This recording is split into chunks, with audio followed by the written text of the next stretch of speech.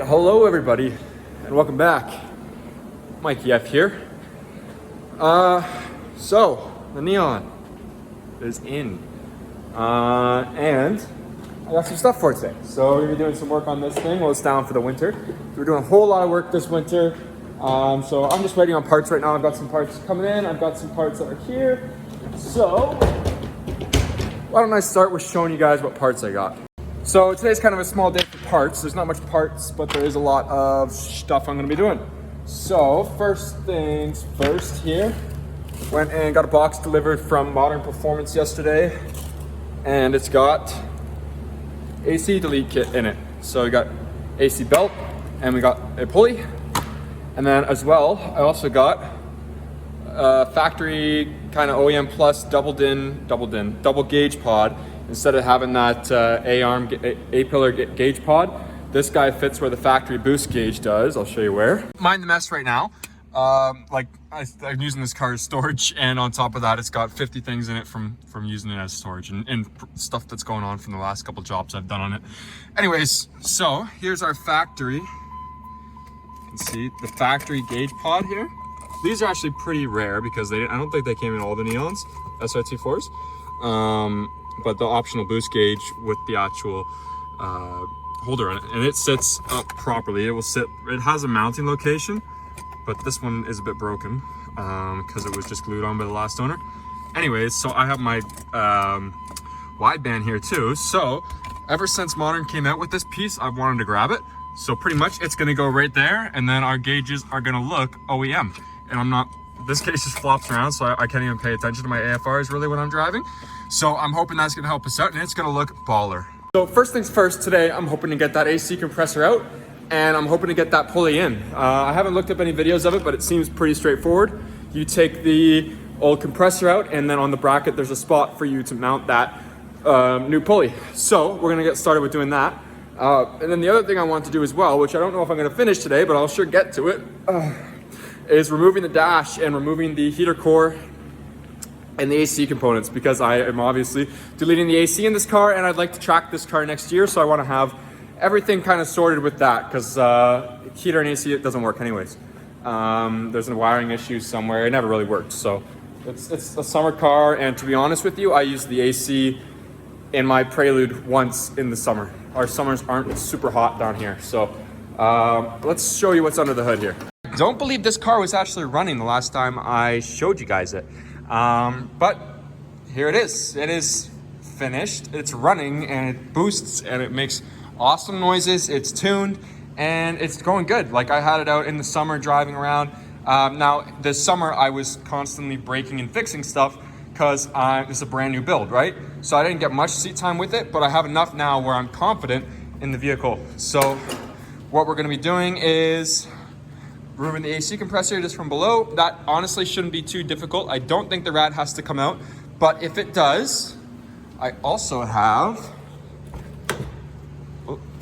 gotta fix that, silicone hoses that are black, because these white silicone hoses are ugly as all hell. So what I'm gonna do now is I'm gonna get this bad boy up in the air. I'm gonna take that AC compressor out, and we're gonna try to install this new kit, so let's get to it. The reason I'm getting rid of the AC is that because this car was not a factory Srt4, I'm having some fitment issues with the intercooler and the charge piping. Let me show you what I mean by that. So this is the aftermarket hard pipe for the charge pipe, and we are currently hitting on the lower rad support for this, and that's because there's not enough room for this hard pipe to go up with this AC compressor here, and with the way I have the intercooler mounted. Because this was an Srt4, it doesn't have the stock mounting brackets for the intercooler, so I had to make my own, and I guess I made them a bit wrong. So I gotta fix that too, but that's for a different day. Basically, this AC compressor is like, you can see it. She is like real close there.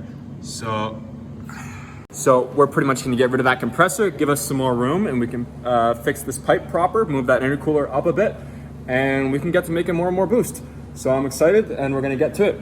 First things first, I went ahead and took the old belt out. I got snow falling everywhere because this new belt is significantly smaller and the pulley is significantly smaller. So we're gonna go ahead and change those out.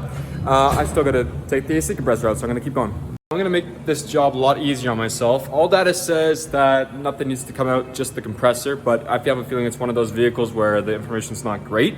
So all I'm gonna do is I'm gonna switch this top hose out. I'm gonna pull the front fan shroud out, and I'm gonna pull that compressor out, because as you can see, pretty tight in there. So I'm gonna try to remove this shroud, see if I can get the best room. And if the radiator has to come out, no big deal. I'll just have to run down and grab some coolant. It's a bit of waste because when I go on the track, I can't have coolant. I have to have distilled water.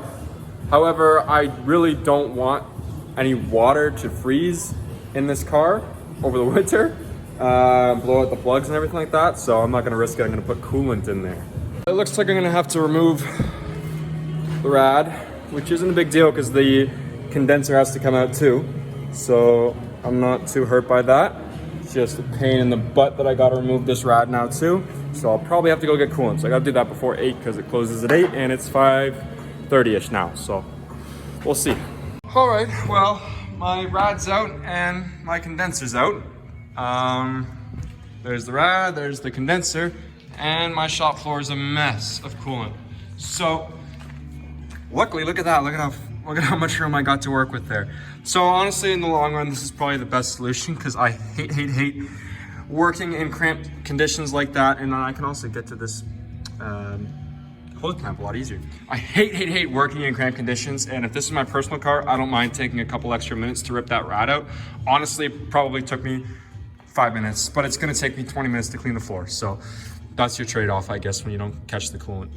All of it, because there is a catch down there. But anyways, I'm gonna rip this, I'm gonna clean the floor first so I don't track it all over the shop. And then I'm gonna rip this compressor out.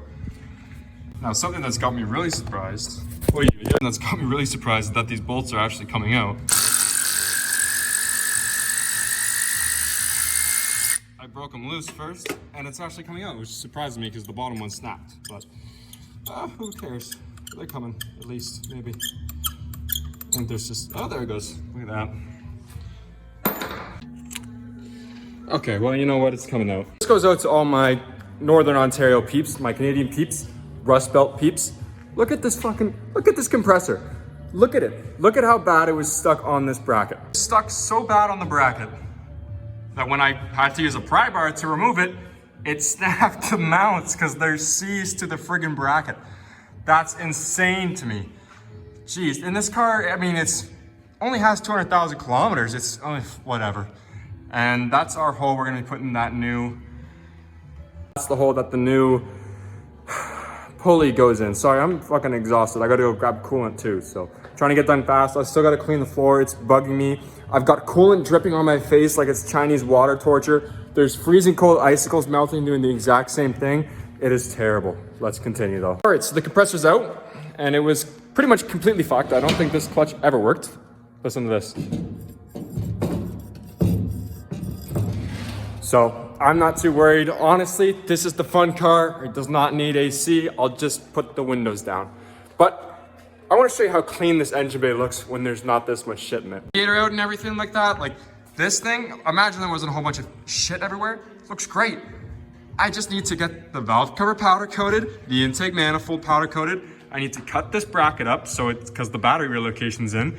I need to fix my wiring for the relocation. It's all just temporary. This shit is all temporary. I'm hoping to have it all cleaned up for the winter. Like, I honestly, I wanted to paint the bay, but I think I'm just gonna clean it and make it look presentable and tuck all this boost solenoid stuff. But we're getting there. And I'm excited to see this thing next year. Next summer when I'm gonna get this stuff powder coated. Probably I don't know if I want to do it closer to the end of winter or the middle of winter because I want to be pulling this car in and out. If the turnaround's really quick, then I'll just rip them off 1 week, and even if I have to wait a month, not that bad. So we're in Canada, so there's like 5 months, 6, 7 months of snow, so no big deal. So all I'm gonna do is I'm gonna try to cut those studs off. Clean it up a bit, and then I'm gonna tuck this wiring for the AC behind the bracket, and we're good to go. It's probably gonna melt if I tuck it. Well, I don't know. I could just cut it. I really could. I don't want to, but I could. I might. I probably will. maybe. All right, so I cleaned up the floor. Now I'm just going to quickly run a tap, if I can get this ratchet to click in, run a tap through the hole. So I clean these threads out because it's been an open hole for 200,000 kilometers and also almost 20 years. Are these poly? I just noticed that those look like they might be poly mounts. Only by the color. I gotta get mount. That's what I gotta buy, is freaking engine mounts. Oh, you hear that? All right, I'm gonna tap this. I'm gonna remind myself, I'm gonna make a note I gotta buy engine mounts, and then I'm gonna keep going. All right, this pulley is now on there. As you can see, took me a while to actually clean those threads out. Everything seems to be good with that bearing. It seems to be lined up. Perfect there. Perfect there.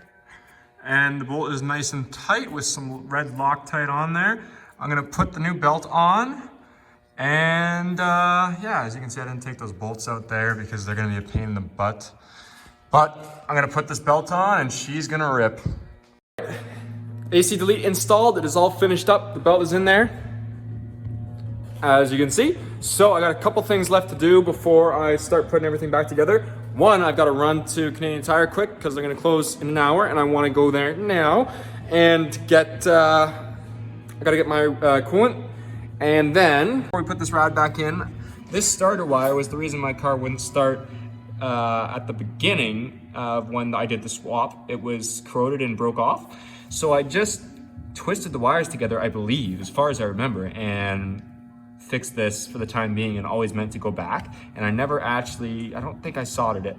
So I'm gonna break that open and solder it, put some heat shrink on it, and then I'm gonna replace this lower rad hose and move the brackets for the intercooler, and then should be good for the bumper to go back on, for the everything to go back on. So it's going good right now.